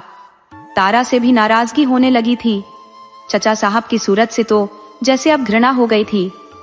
लेकिन तीसरे दिन शाम को चचा साहब का संदेशा आया, मुझसे आकर मिलो। जी तो चाहता था लिख दूं, मेरा आपसे कोई संबंध नहीं रहा, आप मान लें कि मैं मर गया। लेकिन उनके स्नेह और एहसान की याद आ गई। खरी खरी सुनाने का भी अच्छा मौका था। दिल में जोश और आक्रोश भरे हुए उनके पास पहुंच गया। चचा साहब ने मुझे सिर से पांव तक देखकर पूछा, क्या तुम्हारी तबीयत ठीक नहीं है इन दिनों? आज राय साहब सीताराम पधारे थे, वे आपसे कुछ चर्चा करना चाहते हैं। कल सुबह समय मिले तो चले आना, या अगर लौटने की कोई जल्दी न हो तो मैं अभी ही उन्हें बुला लूं। मैं तुरंत समझ गया कि ये राय साहब कौन है, पर अनजान बनते हुए बोला, ये राय साहब कौन है? मेरा तो उनसे परिचय नहीं। चचा जी ने बेपरवाही से जवाब दिया, अरे वही महाशय है जो तुम्हारे विवाह के लिए पीछे पड़े हैं। शहर के धनाढ्य और कुलीन आदमी है। लड़की भी बेहद अच्छी है, कम से कम तारा से कई गुना श्रेष्ठ। मैंने अपनी तरफ से हाँ कर दी है। तुम्हें भी जो सवाल पूछने हो उनसे पूछ लेना। मैंने अपने अंदर उठ रहे भावों को संयमित करके कहा, आपने अनावश्यक हाँ कर दी। मैं विवाह नहीं करना चाहता।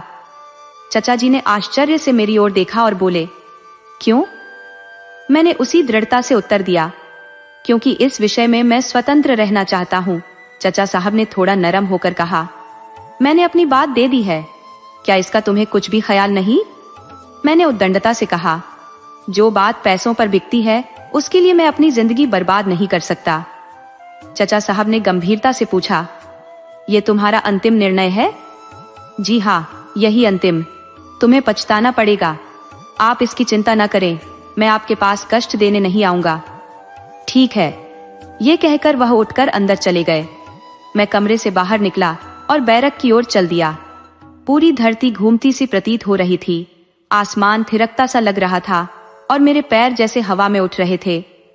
महसूस हो रहा था मेरे पैरों के नीचे कोई जमीन है ही नहीं। बैरक पहुंचकर मैं बिस्तर पर लेट गया और फूट फूट कर रोने लगा। माँ बाप, चाचा चाची, धन दौलत सब होते हुए भी मैं अनाथ महसूस कर रहा था। उफ, कितना निर्दयी आघात था। अगले सुबह हमारे रेजिमेंट को देहरादून जाने का आदेश मिला। मुझे कुछ राहत सी महसूस हुई। अब लखनऊ में रहना असहनीय लगने लगा था। उस शहर की हर गली और कोने से मुझे घृणा होने लगी थी। एक क्षण के लिए तारा से मिलने का विचार आया, लेकिन फिर वही शंका उभर आई कि कहीं वह सामना न करे तो। विमल बाबू इस समय भी मुझसे उतना ही स्नेह दिखाएंगे जितना पहले दिखाते थे, इसका मुझे भरोसा नहीं था। कभी मैं अपने घराने का चिराग था और अब एक असहाय युवक जिसके पास जीविका के सिवा कोई सहारा नहीं था। देहरादून में यदि कुछ दिन शांति से रहता तो शायद मेरे आहत हृदय को राहत मिलती और मैं विमल बाबू को मना लेता। पर वहां पहुंचे सप्ताह भर भी नहीं हुआ था कि तारा का पत्र पहुंच गया। पत्र का पता देखकर मेरे हाथ कांप उठे। पूरी देह में जैसे एक कंपी सी फैल गई। शायद शेर के सामने खड़े होने पर इतना भय नहीं लगता। पत्र खोलने की हिम्मत ही नहीं हो रही थी। वही लेखनी थी, वही मोती जैसे अक्षर जिन्हें देख मेरा मन तृप्त हो जाता था, जिन्हें मैं चूमता था और हृदय से लगाता था, वही अब मुझे नागिन जैसे भयावह लग रहे थे। सोच रहा था उसने क्या लिखा होगा, पर अनुमान की उड़ान भी पत्र के मर्म तक नहीं पहुंच सकी। अंततः एक बार साहस कर मैंने पत्र खोला। देखते ही आंखों के सामने अंधेरा सा छा गया। ऐसा लगा किसी ने गर्म शीशा पिघलाकर पिला दिया हो। तारा का विवाह तय हो गया था। शादी में बस 24 घंटे बाकी थे। उसने मुझसे अपनी भूलों की माफी मांगी थी और प्रार्थना की थी, मुझे भुला मत देना। पत्र के अंतिम वाक्य पढ़कर मेरी आंखों से आंसुओं की धारा बह निकली। लिखा था, यह अंतिम प्यार लो। अब आज से हमारे बीच केवल मित्रता का संबंध रहेगा। अगर कुछ और सोचो तो वह मेरे पति के साथ अन्याय होगा, जो शायद तुमसे ज्यादा कोई नापसंद करे। इससे अधिक और न लिखूंगी। अच्छा हुआ कि तुम यहाँ से चले गए। तुम रहते तो दोनों को दुख होता, परंतु प्यारे, अपनी इस अभागिनी तारा को भूल न जाना। यही अंतिम निवेदन है। मैं पत्र हाथ में लिए बिस्तर पर लेट गया। ऐसा महसूस हुआ मानो हृदय फटने को है। हे भगवान, अब क्या करूं? यह तो निश्चित था कि जब तक मैं लखनऊ पहुंचूंगा बारात द्वार पर आ चुकी होगी, लेकिन तारा के अंतिम दर्शन की तीव्र इच्छा को मैं रोक नहीं पा रहा था। वही अब जीवन की आखिरी चाहत बन चुकी थी। मैंने जाकर कमांडिंग ऑफिसर से कहा, मुझे एक अत्यंत महत्वपूर्ण कार्य से लखनऊ जाना है, 3 दिन की छुट्टी चाहिए। साहब बोले, इस समय छुट्टी नहीं मिल सकती। मेरा जाना आवश्यक है, तुम नहीं जा सकते। मैं यहाँ किसी भी तरह नहीं ठहर सकता। तुम्हारा जाना असंभव है। मैंने और ज्यादा आग्रह नहीं किया और वहां से लौट आया। फिर रात की ट्रेन से लखनऊ जाने का निश्चय किया। कोर्ट मार्शल का अब मुझे कोई भय नहीं था। जब लखनऊ पहुंचा तो शाम हो चुकी थी। कुछ देर तक प्लेटफार्म से दूर खड़ा होकर पूरी तरह अंधेरा हो जाने का इंतजार करता रहा। फिर अपनी किस्मत के उस क्रूर दृश्य को देखने बढ़ गया। बारात द्वार पर पहुंच चुकी थी। गैस की रोशनी जगमगा रही थी। बाराती इकट्ठा थे। हमारे मकान की छत तारा के मकान की छत से लगी हुई थी। रास्ता मर्दाने कमरे के पास से था। चचा शायद सैर पर गए हुए थे। नौकर चाकर सब बारात की रौनक देख रहे थे। मैं दबे पांव जीने पर चढ़ा और छत पर जा पहुंचा। वहां इस समय बिल्कुल सन्नाटा पसरा हुआ था। उसे देख मेरा दिल भर आया। हाय, यही वह जगह है जहां हमने प्रेम के मधुर पल बांटे थे। यही तारा के साथ बैठकर मैंने जीवन के अनगिनत सपनों के ताने बाने बुने थे। यही जगह मेरी आशाओं का स्वर्ग और जीवन का पवित्र तीर्थ थी। इस धरती का हर कण मेरे लिए मधुर स्मृतियों से पावन था, लेकिन अफसोस आज वह भी मेरे हृदय की तरह वीरान, खामोश और अंधेरे में डूबी हुई थी। मैं उस जमीन से लिपटकर जोर जोर से रोने लगा, यहां तक कि हिचकियां बंध गई। काश उसी वक्त तारा वहां आ जाती तो मैं उसके चरणों में सिर रखकर सदा के लिए सो जाता। मुझे ऐसा लग रहा था मानो तारा की पवित्र आत्मा मेरी दशा पर अश्रु बहा रही है। आज भी वह यहां जरूर आई होगी। शायद इसी जमीन पर लिपटकर उसने भी अपने दुख का इजहार किया होगा। उस भूमि से उसकी सुगंधित केशों की महक आ रही थी। मैंने जेब से रुमाल निकाला और वहां की धूल को इकट्ठा करने लगा। कुछ ही पलों में मैंने पूरी छत को साफ कर दिया और अपने अधूरे सपनों की इस राख को हाथ में लिए घंटों रोता रहा। यही मेरे प्रेम का पुरस्कार है, यही मेरी उपासना का फल है, यही मेरे जीवन की अनमोल निधि है। हाय री निराशा। नीचे विवाह के संस्कार हो रहे थे। ठीक आधी रात के वक्त वधू मंडप में आई। अब फेरे होने वाले थे। मैं छत के किनारे आकर उस हृदय विदारक दृश्य को देखने लगा। ऐसा महसूस हो रहा था जैसे कोई मेरे दिल के टुकड़े टुकड़े किए जा रहा है। यह अचरज था कि मेरी छाती क्यों नहीं फटी, मेरी आंखें क्यों नहीं निकल पड़ी। वह मंडप मेरे लिए एक चिता था जिसमें सब कुछ जल रहा था, जिस पर मेरे जीवन का हर अरमान टिका हुआ था। फेरे समाप्त होने के बाद मैं छत से उतरा। अब क्या बाकी था? चिता की राख भी समर्पित हो चुकी थी। दिल को थामे तड़पता हुआ मैं सीढ़ियों के द्वार तक पहुंचा, लेकिन बाहर का दरवाजा बंद था। अब क्या करूं? उल्टे पांव वापस लौटा। अब तारा के आंगन से होकर गुजरने के अलावा कोई और मार्ग नहीं था।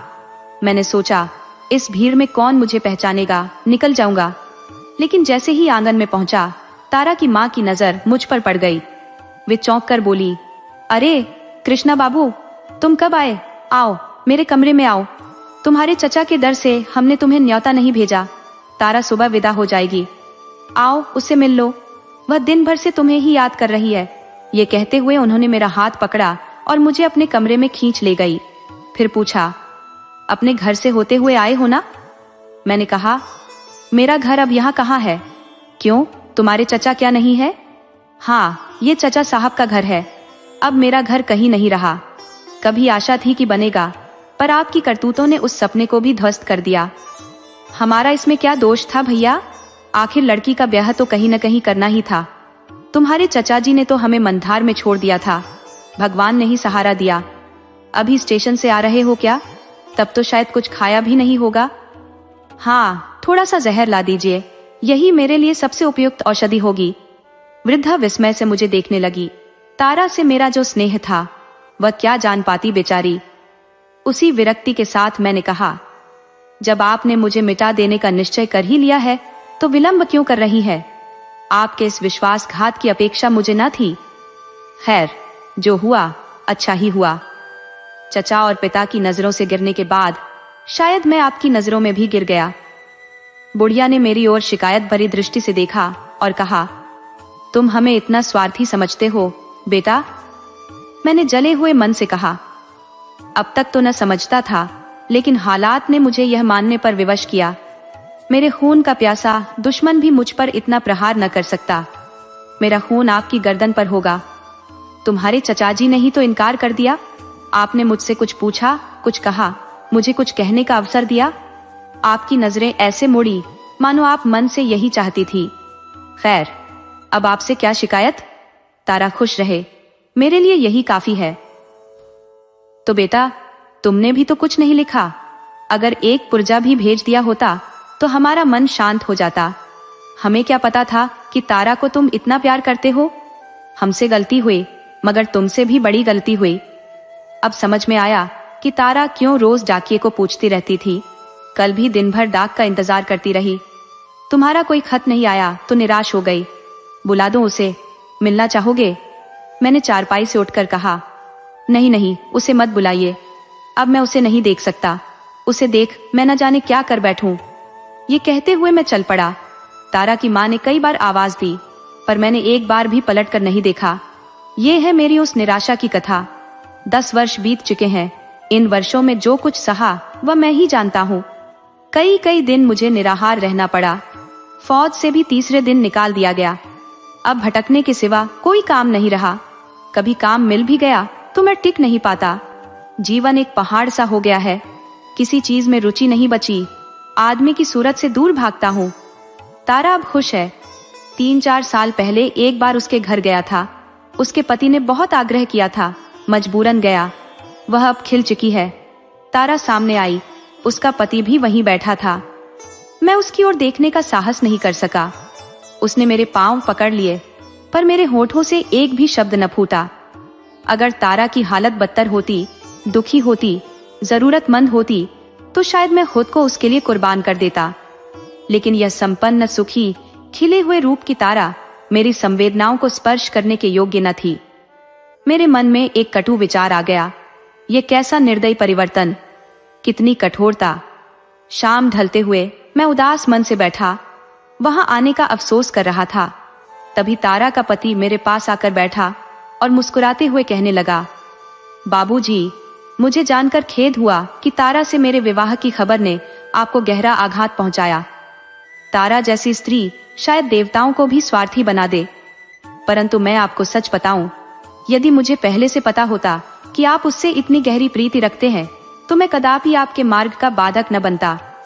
दुख तो इस बात का है कि मुझे यह सब बहुत बाद में मालूम हुआ। तारा मुझे आपकी प्रेम गाथा सुना चुकी है। मैंने हल्के से मुस्कुराते हुए कहा, तब तो मेरी सूरत से आपको घृणा होगी। उसने बड़े जोश से कहा, इसके विपरीत मैं आपके प्रति आभारी हूँ। आपने प्रेम का ऐसा पावन, उज्जवल आदर्श तारा के सामने रखा। वह आज भी आपको उतने ही आदर और प्यार से याद करती है। शायद ही कोई दिन ऐसा गुजरता हो जब वह आपका जिक्र न करती हो। आपके प्रेम को वह अपने जीवन की सबसे अनमोल धरोहर मानती है। हो सकता है आपको लगता हो कि उन दिनों की याद उसे कष्ट देती होगी। बिल्कुल नहीं, वही उसके जीवन की सबसे मधुर स्मृतियां है। वह कहती है, मैंने अपने कृष्ण को तुम में पाया है। मेरे लिए यह एहसास ही पर्याप्त है। दोस्तों, आपको कहानी कैसी लगी अपने सुझाव कमेंट करना न भूले।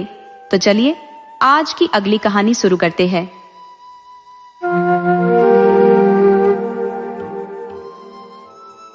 हल्कू ने आकर धीमे से कहा, सेहना फिर आया है, लाओ, जो भी पैसे रखे हैं उसे दे दो ताकि मुक्ति मिल सके।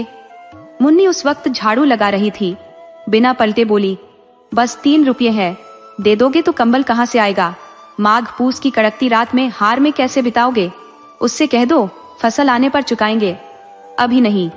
हल्कू कुछ क्षण खामोश खड़ा रहा। पूस की रातें सिर पर थी और बिना कंबल के हार में रात बिताना जैसे मौत को बुलावा देना था। लेकिन सहना न मानेगा, बातें सुनाएगा, गालियां देगा।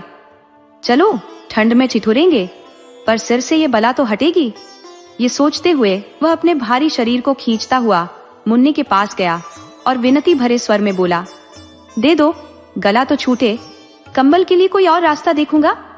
मुन्नी उससे दूर हट गई और आंखें तरेर कर बोली, कर लो कोई और रास्ता, बताओ क्या उपाय है? क्या कोई मुफ्त में कंबल दे देगा? जाने कितनी बाकी है जो कभी चुकती ही नहीं। मैं कहती हूँ, खेती छोड़ क्यों नहीं देते? मर मर कर मेहनत करो, उपज हो तो बाकी चुकाओ। छुट्टी मिली क्या बस बाकी चुकाने के लिए ही पैदा हुए हैं हम? मजदूरी करो पेट पालने को। ऐसी खेती से तौबा करो। मैं पैसे नहीं दूंगी, बस। हल्कू निराश होकर बोला, तो क्या गाली सुनूं? मुन्नी तड़प कर बोली, गाली क्यों देगा? क्या उसका राज है? परंतु यह कहते ही उसकी आंखों की कड़ी तनी हुई भौहें थोड़ी ढीली पड़ गई। हल्को की उस बात में जो नंगा सच था, वो जैसे एक भीषण जानवर की तरह उसके सामने खड़ा हो गया। मुन्नी ने आले पर से रुपए निकाले और हल्को के हाथ पर रख दिए। फिर बोली, इस बार के बाद खेती छोड़ देना। मजदूरी करोगे तो चैन से रोटी नसीब होगी, किसी की धौंस तो नहीं रहेगी। कैसी खेती है ये? कमाओ मेहनत से और उसी में झोंक दो। फिर भी सुनो उनकी बातें। हल्कू ने रुपये थामे और इस तरह बाहर चला मानो अपना दिल निकालकर किसी के सामने रख दिया हो। उसने मजदूरी करके एक एक पैसा जोड़कर 3 रुपये कंबल के लिए जमा किए थे। वे अब किसी और के हो रहे थे। हर कदम के साथ उसका सिर और झुकता जा रहा था। पूस की काली रात थी, आसमान के तारे भी जैसे ठिठुर रहे थे। हल्कू अपने खेत के किनारे ओक के पत्तों से बनी एक छतरी के नीचे बांस की चारपाई पर पुरानी चादर ओढ़े ठंड से कांप रहा था। उसके नीचे उसका साथी कुत्ता जबरा पेट में मुंह छुपाए सर्दी में कराह रहा था। दोनों में से किसी को भी नींद नहीं आ रही थी। हल्कू ने अपने घुटनों को गले से लगाते हुए कहा, क्यों जबरा, ठंड लग रही है? मैंने तो कहा था घर में पुआल पर आराम से सोना। यहाँ क्या लेने आए थे? अब झेलो सर्दी, मैं क्या करूं? तुम तो ऐसे भागे चले आए जैसे यहाँ हलवा पूरी बंट रही हो। अब याद करो अपनी गलती। जबरा ने लापरवाही से दुम हिलाई और लंबी कूं कूं की, मानो कह रहा हो, कल से मत आना मेरे साथ, नहीं तो ठिठुरते रहोगे। ये पछुआ हवा भी जैसे बर्फ का बवंडर लिए चली आ रही है। हल्कू ने सोचा, उठूं और एक चिलम और भरूं, किसी तरह ये रात कटे। 8 चिलम तो पहले ही पी चुका हूं। ये है खेती का आनंद। उधर देखो, भगवान ऐसे बैठे हैं कि ठंड उनसे उल्टे डर के मारे भाग जाए। मोटे मोटे गद्दे, लिहाफ और कंबल। हमारे नसीब में मेहनत और उनके हिस्से मजा। हल्कू उठकर गड्ढी में से कुछ आग निकाली और चिलम भरी। जबरा भी उसके साथ बैठ गया। हल्कू ने चिलम का कश लेते हुए कहा, पिएगा चिलम? ठंड तो इससे नहीं जाएगी, पर मन कुछ बदल जाएगा। जबरा ने हल्कू की ओर भावुक निगाहों से देखा। हल्कू ने कहा, आज ठंड सह ले, कल से यहाँ पुआल बिछा दूंगा, उसी में दुबक कर बैठना, तब ठंड नहीं लगेगी। जबरा ने अपने पंजे हल्कू की घुटनों पर रख दिए और मुंह पास लाकर उसकी गर्म सांसें हल्कू के चेहरे को छूने लगी। हल्कू ने चिलम खत्म करके फिर लेटने की ठानी कि अब चाहे कुछ हो, सो ही जाऊंगा। पर एक पल में ही उसके शरीर में कंपकंपी होने लगी। करवट बदलता रहा, पर ठंड जैसे उसकी छाती पर पिशाच बनकर बैठी हुई थी। जब बर्दाश्त नहीं हुआ तो उसने जबरा को धीरे से उठाया और उसके सिर को थपथपाकर अपनी गोद में सुला लिया। जबरा की देह से हल्की सी दुर्गंध आ रही थी, पर उसे अपनी गोद में चिपटाकर हल्कू को ऐसा सुख मिल रहा था जो उसे महीनों से नहीं मिला था। जबरा को भी शायद ऐसा लगा कि स्वर्ग यही है, और हल्कू की निश्चल आत्मा में उसके प्रति कोई घृणा नहीं थी, मानो वो अपने किसी घनिष्ठ मित्र या भाई को गले लगा रहा हो।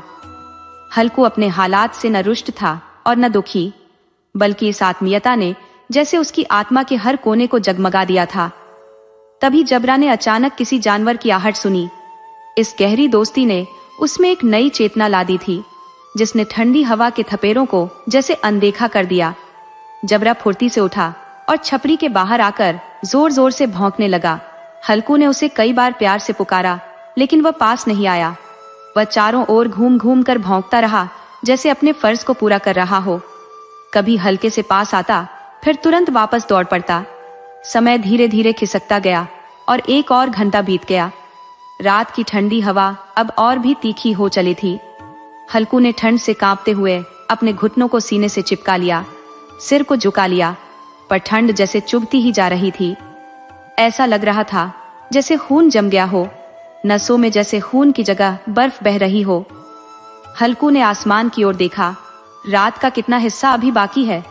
सप्तर्षि अभी आधे भी नहीं चढ़े थे। लगता है सुबह होने में अभी बहुत देर है। हल्कू के खेत से थोड़ी दूरी पर आम का एक बाग था, जिसमें पतझड़ के कारण पत्तियों का ढेर जमा हो गया था। हल्कू ने सोचा, क्यों ना वहां जाकर पत्तियां इकट्ठा करूं और आग जलाकर शरीर को गर्म कर लूं। रात में कोई मुझे पत्तियां बटोरते देखेगा तो समझेगा कि कोई भूत है। ये सोचकर उसने पास के अरहर के खेत से कुछ पौधे उखाड़े, उनका एक झाड़ू बनाया और जलता हुआ उपला हाथ में लिए बगीचे की तरफ बढ़ गया। जबरा ने उसे आते देखा तो वह पास आकर अपनी दुम हिलाने लगा। हल्कू ने हंसते हुए कहा, अब और नहीं सहा जाता जबरू, चलो बगीचे में पत्तियां बटोरे, अच्छी तरह गर्म हो जाएंगे, फिर वापस आकर सोएंगे। अभी तो बहुत रात बाकी है।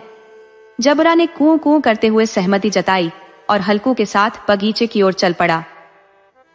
बगीचे में घना अंधेरा छाया हुआ था और तेज हवा पत्तों को कुचलती हुई सरसराते हुए आगे बढ़ रही थी। पैरों से ओस की बूंदें टप टप गिर रही थी। तभी एक ठंडी हवा का झोंका मेहंदी के फूलों की खुशबू से भरा हल्कू के पास आया। हल्कू ने जबरा से कहा, वाह कैसी बढ़िया महक है जबरू, तुम्हारी नाक में भी तो सुगंध आ रही होगी। जबरा को जमीन पर कहीं एक हड्डी पड़ी मिल गई थी और वह उसे बड़े चाव से चबाने लगा। हल्कू ने आग जमीन पर रखी और पत्तियां बटोरने लगा। थोड़ी ही देर में उसने पत्तियों का ढेर बना लिया। ठंड से उसके हाथ पैर सुन्न हो रहे थे, नंगे पैर अकड़ रहे थे, पर हल्कू पत्तियों का पहाड़ खड़ा करता जा रहा था। अब इस अलाव में वह पूरी ठंड को जलाकर राख बना देगा। कुछ ही देर में अलाव पूरी तरह जल उठा। उसकी लपटें ऊपर वाले पेड़ की पत्तियों को छू छू कर ऊपर भाग रही थी। उस अस्थिर रोशनी में बगीचे के बड़े बड़े पेड़ ऐसे दिख रहे थे जैसे वे उस घने अंधकार को अपनी शाखाओं पर थामे खड़े हों। अंधियारे के उस अथाह समंदर में यह छोटी सी लौ किसी नाव की तरह हिलती डुलती सी लग रही थी। हल्कू अलाव के पास बैठा उस गर्मी का आनंद ले रहा था।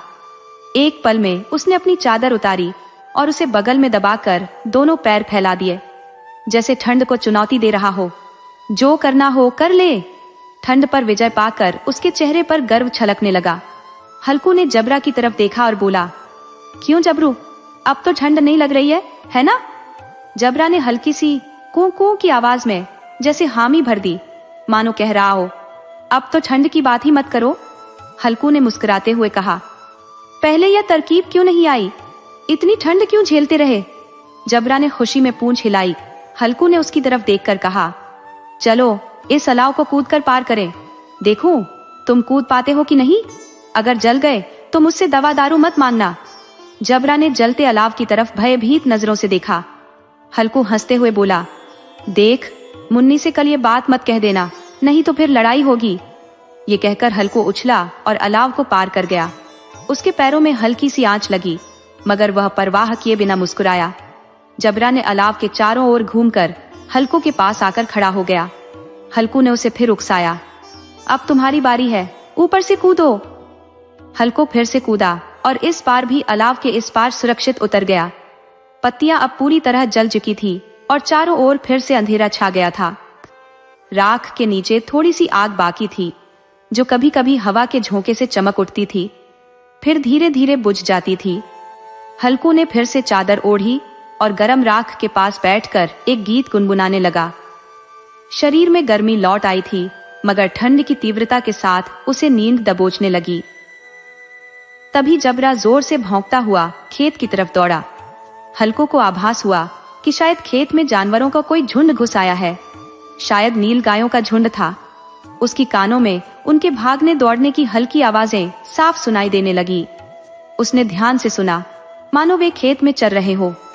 उनके खाने की चरचर आवाज साफ सुनाई देने लगी। हल्कू ने खुद से कहा, नहीं, जबरा के रहते हुए कोई जानवर खेत में घुस ही नहीं सकता। अगर आया होगा तो जबरा उसे नोच खसोट डालेगा। मुझे सिर्फ वहम हो रहा है। देखो, अब तो कुछ भी सुनाई नहीं दे रहा। कैसे बेवजह मुझे शक हो गया। उसने जोर से आवाज लगाई, जबरा, ओ जबरा। लेकिन जबरा खेत की तरफ भौंकता रहा। वह पास नहीं आया। फिर से हल्कू को अपने खेत के चरने की आवाज सुनाई दी। अब वह खुद को दिलासा नहीं दे पा रहा था। उसे अपनी जगह से हिलना जहरीला लग रहा था। इस हड्डियों को जमा देने वाली ठंड में खेत में जाकर जानवरों को भगाना उसे बेहद कठिन लगा। वह अपनी जगह पर चुपचाप जकड़ा बैठा रहा। उसने जोर से पुकारा, हिलो, हिलो, हिलो। और जबरा फिर जोर से भौंक उठा, लेकिन जानवर फिर भी खेत में मस्ती से चरते रहे। फसल तैयार खड़ी थी, कितनी मेहनत से उपजाया हुआ खेत, पर ये बेरहम जानवर उसे उजाड़े जा रहे थे। हिम्मत जुटाकर हल्कू उठा और 2-3 कदम बढ़ाया ही था कि ठंडी हवा का एक ऐसा तीखा झोंका लगा, मानो बिच्छू ने डंक मार दिया हो। ठिठक कर वह फिर से अलाव के पास लौट आया और बुझती आग की राख को कुरेद कर अपने ठंडे शरीर को गरमाने लगा। जबरा तो पूरे जोर से चिल्ला चिल्ला कर भूख रहा था और खेत में नील गाय आराम से उसकी फसल रौंद रही थी। लेकिन हल्कू शांत मन से वहीं बैठा रहा, जैसे कोई रस्सियों से उसे बांध कर जकड़ दिया हो। धीरे धीरे उसने वहीं राख के पास चादर ओढ़ी और जमीन पर लेट गया। नींद ने उसे घेर लिया। सुबह उसकी आंख खुली तो चारों तरफ सूरज की रोशनी फैली थी। मुन्नी पास खड़ी थी और नाराज होकर बोली, क्या आज सोते ही रहोगे? यहाँ आराम से पड़े हो और उधर सारा खेत बर्बाद हो गया। हल्कू ने आलस से पूछा, तो खेत से आ रही है क्या? मुन्नी ने गुस्से में कहा, हाँ, सब कुछ बर्बाद हो गया। कोई ऐसे भी सोता है भला? यह मंडैया लगाकर रखने से क्या फायदा? हल्कू ने बहाना बनाया, अरे मैं तो मरते मरते बचा। पेट में ऐसा दर्द हुआ कि क्या बताऊं। और तुझे अपने खेत की पड़ी है। इसके बाद दोनों खेत के किनारे पहुंचे। चारों तरफ नजर डाली तो देखा कि खेत का बुरा हाल हो चुका था। हर कोना रौंदा हुआ था। जबरा मंडैया के नीचे लाचार सा लेटा था, मानो उसके प्राण ही न बचे हो। मुन्नी के चेहरे पर उदासी की छाया थी, पर हल्कू के चेहरे पर अजीब सी संतोष की मुस्कान थी। मुन्नी ने चिंता से कहा, अब मजूरी करके मालगुजारी चुकानी पड़ेगी। हल्कू ने मुस्कुराते हुए जवाब दिया, कोई बात नहीं, कम से कम अब रात में यहाँ ठंड में सोना तो नहीं पड़ेगा।